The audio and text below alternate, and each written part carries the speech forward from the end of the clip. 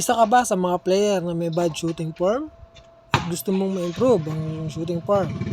Meron akong ituturo sa inyo na isang method para mag-improve ang iyong shooting form at ito ay gumanda. Sa video ito, tapusin nyo para makita nyo ang sinasabi kong method para gumanda ang iyong shooting form.